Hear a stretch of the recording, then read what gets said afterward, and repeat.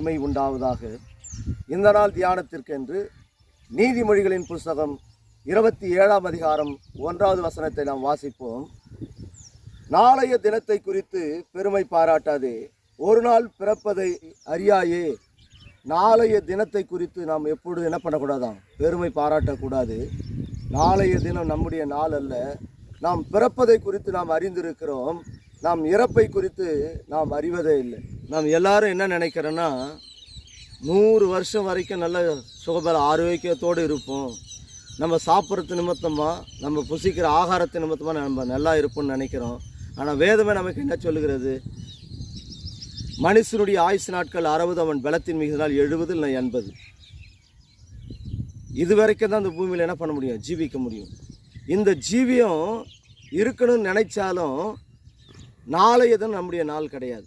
அப்போ நம்ம இந்த வார்த்தைகளை உணர்ந்து இந்த சத்திய திருவசனம் என்ன போதிக்கிறது என்பதை உணர்வோமானால் நாளைய தினத்தை குறித்து நாம் பெருமை பாராட்டவே மாட்டோம். நாளை தினத்துக்காக என்ன பண்ணுறாங்க? சேமித்து வைக்கிறாங்க.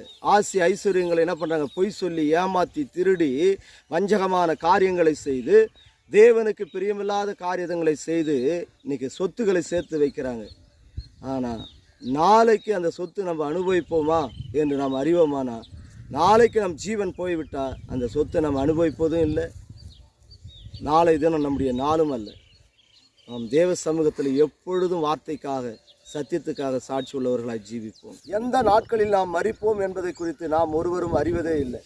அதனால தான் பார்க்குறோம், வேதத்தில் பார்க்கிறோம், பிறப்பதை நாம் அறிந்திருக்கிறோம், நம் இறப்பை நாம் அறிவதில்லை.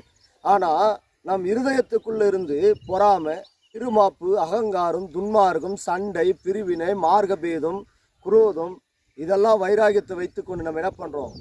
மற்றவர்களிடத்தில் பேசுகிறோம், மற்றவர்களிடத்தில் என்ன பண்ணுறோம்? வைராகியம் உள்ளவர்களாய் காணப்படுகிறோம். ஆனால் இந்த பூமியில் நாம் வாழ்கிற நாட்களிலே நம்முடைய ஜீவிய காலமெல்லாம் தேவனுக்காக தேவனுடைய வார்த்தைகளை தியானித்து அந்த சத்திய வார்த்தைகளுக்கு நாம் கீழ்ப்படிந்து இங்கே வேதம் என்ன சொல்லுகிறதோ அந்த வார்த்தையை நாம் கைகொண்டு நடப்போம். அவருடைய கற்பனை கட்டளைகளை நாம் கைகொண்டு நடப்போம். ஏனெனில் நாளைய தினம் நம்முடைய நாள் அல்ல. இன்னைக்கு படுத்து நாளைக்கு எழுந்தோம்னா நம்முடைய நாள் என்ன இல்லை, நிச்சயம் இல்லை என்று சொல்லி நாம் வேதத்தில் பார்க்கிறோம்.